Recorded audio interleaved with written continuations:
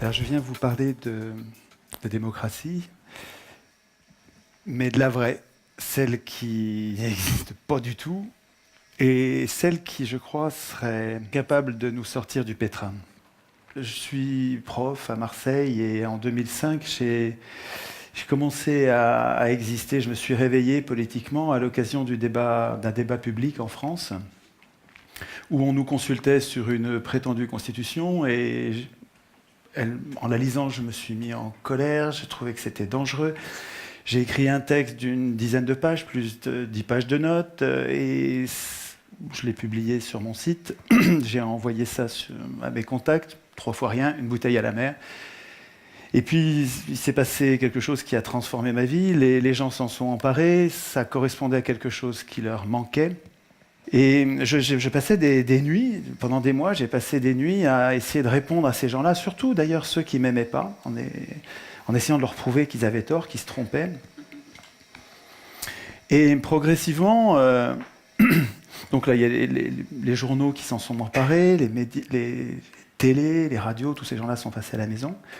Le compteur du site se transformait en ventilateur, il y avait 40 000 visites par jour, 12 000 mails en 2 mois. Et finalement, rétrospectivement, ensuite, je me suis aperçu que c'est le regard des autres qui était en train de me transformer, qui était en train de me donner une force inouïe. À la fois le regard des autres, positif, qui attendaient de moi quelque chose, et il fallait que je sois à la hauteur. Et puis les regards de ceux qui ne m'aimaient pas du tout, qui se méfiaient de moi, qui disaient que j'étais un imposteur, un bon à rien, quelqu'un qui n'était pas à sa place. Et j'avais envie de leur montrer qu'ils se trompaient. Et ça tendait le même ressort, mais donc c'était vraiment tous les regards me donnaient une énergie considérable et qui marche encore aujourd'hui, qui marche vraiment absolument aujourd'hui.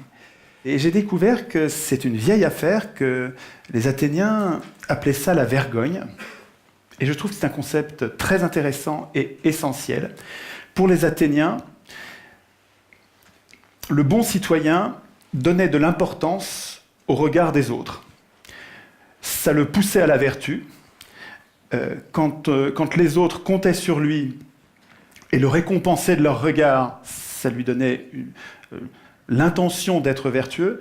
Et quand les autres avaient un regard réprobateur, ça les incitait à ne pas sortir, ça incite le citoyen à ne pas sortir du sentier de la vertu. Et c'est vrai que ça marche. Les gens qui ont de la vergogne sont plus vertueux que les autres. Et donc inversement, ceux qui n'ont pas de vergogne sont extrêmement dangereux, au point qu'à l'époque, vous avez des mœurs plus brutales que nous aujourd'hui. Pas obligé peut-être de les mettre à mort, mais on pourrait éviter de leur donner des responsabilités. Depuis, finalement, je me donne du mal pour... Pourquoi ? D'abord, je cherche à comprendre la cause des injustices sociales. J'essaye de voir s'il n'y a pas une cause principale pour toutes les injustices sociales. Ensuite, je découvre avec émerveillement les idées géniales qui fondaient la démocratie athénienne, donc une vraie démocratie. Je remets plein de mots à l'endroit, des mots importants qui sont complètement mis à l'envers depuis au moins 200 ans. Et finalement, j'essaye d'imaginer...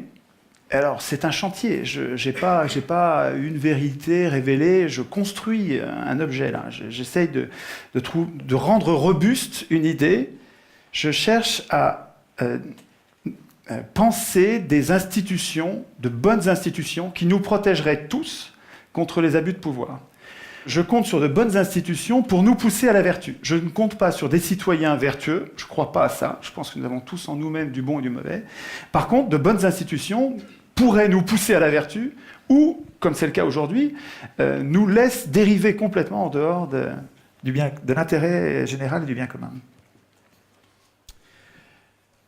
Pour chercher, j'utilise une méthode formidable que nous a conseillé un vieux monsieur, donc Hérodote, antique, un médecin, qui disait « chercher la cause des causes ». Et je me sers de ça tout le temps. Pourquoi il disait ça ? Il disait... Quand on a un problème, quand il y a un mal à soigner, évidemment, ne vous en prenez pas aux conséquences. Vous ne réglerez pas le problème. Ne vous en prenez même pas aux causes. Elles sont multiples, tout est multifactoriel. C'est pas ça. Il vaut mieux chercher parmi toutes les causes. La cause, s'il y en a une, au moins une des causes déterminantes, c'est-à-dire celle qui détermine les autres causes. Et c'est celle-là qu'il nous faut. C'est ça que je cherche. Alors...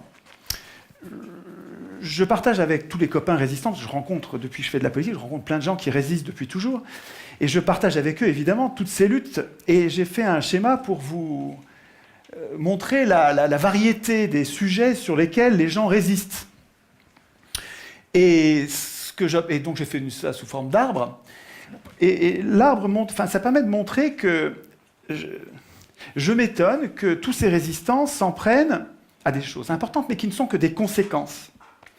Et je trouve que personne n'essaye de comprendre la cause de tout ça. Et il me semble que j'ai trouvé, alors je me trompe peut-être, mais j'ai l'impression d'avoir trouvé une cause commune à toutes ces impuissances et à toutes ces injustices. Donc je pars des conséquences, des injustices sociales, j'essaye de comprendre d'où elles viennent. Il me semble qu'elles viennent de l'absence de contrôle des pouvoirs qui produisent une impuissance populaire, et je pense que s'il y a des injustices sociales, c'est parce que les gens bien, les gens normaux, n'ont pas le pouvoir de résister. Tous ces gens qui résistent et que je connais, tous ces militants, ils résistent, ils passent toute leur vie à se bagarrer, ils ne changent rien. Comment ça se fait? Parce que leur impuissance politique leur interdit d'agir. Mais d'où elle vient, cette impuissance politique? Pour ce que j'en analyse, je pense que cette impuissance politique vient de la Constitution, du texte qui fait que les élus ne sont pas révocables, ils n'ont pas de compte à rendre, on ne peut pas choisir nos candidats, on n'a pas de référendum d'initiative populaire. De notre initiative, nous ne pouvons décider de rien. La monnaie, on la laisse privatiser parce que dans la Constitution, il n'y a rien pour obliger au fait qu'elle soit publique, etc., etc. Je n'ai pas le temps de développer, mais dans la Constitution, toutes nos impuissances sont programmées. Ça ne vient pas du ciel, c'est écrit quelque part. Alors, j'essaie toujours de comprendre quelle est la cause des causes, quelle est la cause de cette cause. Qu'est-ce qui fait que, partout dans le monde, toutes les constitutions programment l'impuissance des peuples? C'est pas un complot, ça peut pas être un complot, pas tout le temps et dans tous les pays. C'est pas ça, c'est autre chose. C'est un processus universel qui doit avoir une cause universelle. Et il me semble que ce qui fait que toutes ces constitutions sont mauvaises, qu'elles programment l'impuissance des gens, au lieu de programmer notre puissance, et au lieu de nous garantir contre les abus de pouvoir, elles programment notre impuissance, je pense que c'est parce que ceux qui écrivent la Constitution, les auteurs constituants, ceux qui écrivent la Constitution ont un intérêt personnel à ne pas écrire de bonnes constitutions, à ne pas écrire notre puissance. Et ils sont jugés partis, ce sont des professionnels de la politique. Et cette cause-là, là on est proche de la cause des causes, c'est pas leur faute, c'est pas eux qui sont des pourris, c'est nous qui les laissons écrire. Pour comprendre l'importance de cette erreur, il faut que je rappelle qu'est-ce que c'est qu'une constitution. Les peuples, nous, depuis longtemps, depuis 2500 ans, avons besoin de mettre au-dessus de nous des représentants pour produire et appliquer un droit écrit qui nous protège contre l'arbitraire des plus forts. Donc ces gens-là sont très utiles, évidemment. Ils produisent un droit dont nous avons besoin pour pacifier notre société. Mais en même temps, ils sont très dangereux. C'est-à-dire que si jamais ils se mettent à abuser, s'ils se mettent à servir les intérêts d'une caste au lieu de servir l'intérêt général, ou s'ils se mettent à abuser du pouvoir en devenant fous, puisque le pouvoir les rend fous systématiquement. Oui, ça fait 2500 ans qu'on sait ça, quoi. Hein. Le pouvoir rend fou, tous les pouvoirs ont une tendance à abuser. Toujours. Montesquieu. C'est comme une loi physique implacable. Et il y a une idée géniale pour nous protéger de ça, c'est la Constitution. Alors la Constitution, qu'est-ce que c'est? C'est un texte qui est au-dessus des pouvoirs et qui ne sert pas du tout à organiser les pouvoirs. Les pouvoirs n'ont pas besoin de nous pour s'organiser, pas du tout. La Constitution, tous les citoyens devraient savoir ça. La Constitution, ça sert à affaiblir les pouvoirs. Ça sert à inquiéter les pouvoirs pour nous protéger, nous. Nous protéger, nous, contre les abus de pouvoir. Mais attendez, si les représentants doivent craindre la Constitution, il ne faut pas qu'ils l'écrivent eux-mêmes. Sinon, s'ils l'écrivent eux-mêmes, ils vont programmer leur puissance et notre impuissance. Enfin, un enfant comprend ça. Donc l'idée centrale, mais vraiment c'est une idée essentielle, c'est que c'est pas aux hommes au pouvoir d'écrire les règles du pouvoir, et c'est pas à eux, il faut pas attendre que ce soit eux qui renoncent à écrire le pouvoir, il renoncera jamais, la solution elle viendra pas d'eux, elle viendra de nous, c'est à nous de leur interdire d'écrire la Constitution. Ça c'est vraiment l'idée, à mon avis, l'idée essentielle qui nous manque. Alors, dans la bagarre qui va opposer les gens normaux à ceux qui exercent le pouvoir en ce moment, il y a... Ah oui, c'est bien ça le temps qui passe là. Oui. Il y a une inversion des mots. D'abord, je ne suis pas un citoyen. Un citoyen, c'est autonome. Ça vote, il vote lui-même ses lois. Moi, je suis un simple électeur. C'est-à-dire, je suis hétéronome. Je subis la loi écrite par quelqu'un d'autre. Nous appeler citoyens, c'est nous payer de mots. On se la pète, mais on n'est rien du tout. Qu'est-ce qu'on fait dans cette démocratie? Dans cette prétendue démocratie, qu'est-ce qu'on a comme droit? On a le droit de désigner des maîtres politiques qui vont tout décider à notre place pendant 5 ans. On les désigne parmi des gens qu'on n'a même pas choisis. En plus, c'est les plus riches qui les choisissent.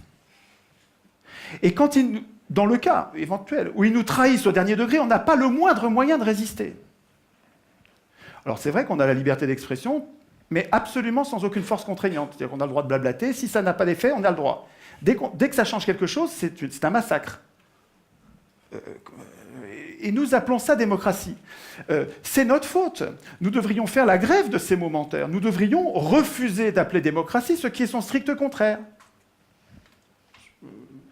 Nous participons à notre impuissance politique en acceptant d'appeler démocratie ce qui est la négation même de nos droits. C'est-à-dire que quand on accepte d'appeler ça démocratie, on n'arrive même pas à formuler la solution. On a besoin de la démocratie, mais on n'arrive pas à le dire puisque le mot est pris par son contraire. C'est génial d'avoir inversé les mots, c'est du Big Brother, absolument. Hein. Ça ne s'est pas passé par hasard. C'était pas bien au début, en 1789, quand ça a commencé il y a 200 ans, et puis ça s'est pas dégradé, c'est pas du tout ça. Sieyès, un grand penseur de la Révolution française, une pointure, hein, je ne vous parle pas d'un second couteau, écrivait en 1789, les citoyens, ouvrez les guillemets, hein, c'est Sieyès qui parle, les citoyens qui se donnent à eux-mêmes des représentants ne peuvent pas écrire le droit, ne peuvent pas du tout, doivent renoncer à faire eux-mêmes les lois. Ils n'ont pas de volonté particulière à imposer. S'ils dictaient des volontés, la France ne serait plus cet État représentatif, ce serait un État démocratique. Le peuple, c'est toujours du Sieyès, hein, le peuple, je le répète, dans un pays qui n'est pas une démocratie, et la France ne saurait l'être, le peuple ne peut parler, et ne peut agir que par ses représentants. Attends, ce gars-là n'était pas un démocrate. Et il savait très bien ce que c'était la démocratie. Vous allez le voir dans un instant. Tout le monde savait, avant 1789, tout le monde savait, Montesquieu, Aristote, ils savaient tous que l'élection est aristocratique, donc oligarchique. Aristote le disait explicitement, je vous passe la citation. Montesquieu le disait aussi explicitement, je vous passe la citation. Vous irez sur le net pour chercher, il faut que j'aille du temps. Je voudrais insister, ça c'est super important. Il y a 2 choses très importantes. Pendant 200 ans de tirage au sort à Athènes, où il y avait des riches et des pauvres. Ok, je sais qu'ils avaient mis de côté les esclaves, je sais qu'ils mettaient de côté les femmes. Je ne vous parle pas de ça, je vous parle des citoyens. Les citoyens de l'époque, il y avait des riches et des pauvres. Pendant 200 ans de tirage au sort, c'est les pauvres qui ont dirigé toujours. Toujours. Au contraire, on a un autre exemple. Alors, on a deux exemples historiques, avec des faits. Ce n'est pas des opinions, c'est des faits. Pendant 200 ans de tirage au sort, le tirage au sort, c'est les pauvres qui gouvernaient. Il y avait des riches, mais ce n'est pas eux qui gouvernaient, c'est les pauvres qui gouvernaient. Et puis pendant 200 ans de gouvernement représentatif, parce que c'est comme ça que ça s'appelle notre régime, ça ne s'appelle pas une démocratie, ça s'appelle un gouvernement prétendument représentatif. Et dans ce régime-là, pendant 200 ans, c'est toujours les riches qui dirigent. Toujours. Moi, ma question, puisque le tirage au sort donne le pouvoir aux pauvres, le pauvre c'est 99%, hein, puisque l'élection donne le pouvoir aux 1%, des ultra-riches, mais jusqu'à quand les pauvres, les 99%, vont-ils défendre l'élection comme si c'était une vache sacrée? Enfin, je veux dire, pour moi, il y a quelque chose d'indéfendable à voir tous ces pauvres qui défendent l'élection alors que le tirage au sort leur rendrait le pouvoir. Qu'est-ce qui fait que nous tenons à l'élection? Je pense que c'est parce que c'est pas la raison, parce que les faits montrent que nous avons Nous n'avons pas intérêt à ça. Mais par contre, c'est les mythes. L'école dite républicaine nous apprend que depuis qu'on est tout petit, que élection égale démocratie, démocratie égale élection. Alors, depuis que tout petit, on le croit. Et donc, il y a une période de désintoxication de ces mensonges de pouvoir. Il faut arriver à remettre les mots à l'endroit. Nous ne sommes pas en démocratie, et ce dont nous aurions besoin, c'est une démocratie avec du tirage au sort qui nous libérerait de ceux qui veulent le pouvoir. Pour changer les choses, il me semble que nous ne pouvons pas compter, il ne faut pas compter sur ceux qui ont le pouvoir en ce moment. La solution ne viendra pas d'eux. La solution, elle viendra des gens normaux, des gens simples, des gens qui ne veulent pas de pouvoir. Et là, il faut que vous connaissiez cette pensée d'Alain, qui est un penseur formidable, à connaître absolument, qui disait « Le trait le plus visible de l'homme juste est de ne point vouloir du tout gouverner les autres. Et de se gouverner seulement lui-même. Cela décide tout. Autant dire que les pires gouverneront. Si les gens bons ne veulent pas gouverner, et qu'on donne le pouvoir, comme dans le gouvernement représentatif, à ceux qui le veulent, les pires gouverneront. Ce piège, qui est désespérant d'Alain, Alain, il a raison quand il dit ça, il a raison dans le gouvernement représentatif. Parce que tant qu'on donne le pouvoir à ceux qui le veulent, tous les gens qui sont justes, qui sont bons, qui ne veulent pas du pouvoir, on ne les aura pas. Alors que on peut sortir de ce piège de cette tenaille, je pense, avec une vraie démocratie. Une vraie démocratie où vous donnez le pouvoir à n'importe qui, et les meilleurs d'entre nous sont parmi ces n'importe qui ne veulent pas du pouvoir. C'est la démocratie qu'il nous faut. Mais c'est à nous de le vouloir. Il ne faut pas attendre que nos élus le veuillent. Ils ne le voudront jamais. Les élus, ils ne veulent pas la démocratie. Ça les foutrait au chômage, la démocratie. Le tirage au sort, à Athènes, il donnait un tout petit peu de pouvoir, pas longtemps, et jamais 2 fois de suite, avec plein de contrôles qu'il faudrait prendre le temps d'expliquer, ce qui fait que les Athéniens, ils donnaient ce petit peu de pouvoir pour le garder pour eux. Ce n'est pas les tirés au sort qui votaient la loi. Les tirés au sort, ils faisaient la police, ils faisaient la justice, donc ils appliquaient les lois, ils faisaient les préparations des lois, parce que les Athéniens, en assemblée, ils ne pouvaient pas préparer les lois. Et parce que les représentants étaient affaiblis par le tirage au sort, les citoyens avaient la garantie qu'il restait le souverain. Il ne faut pas craindre le tirage au sort. Nous serions, nous tous, bien plus puissants avec un système de tirage au sort qui ferait que nos représentants restent nos serviteurs et ne pourraient pas devenir nos maîtres. Un mot pour finir. Juste un mot. Je suis désolé, allez sur le message.org qui a été fait par l'un d'entre vous. Il me semble que nous devrions, comme des virus, à la base, sans attendre que des médias ou des gens puissants se passent quelque chose, il faut qu'à la base, nous passions le mot entre nous en disant « il ne faut plus que l'Assemblée constituante soit élue, il faut absolument que l'Assemblée constituante soit tirée au sort ». De là, tout va découler. Je pense que cette idée est valable pour toute la Terre. Je vous remercie de votre attention.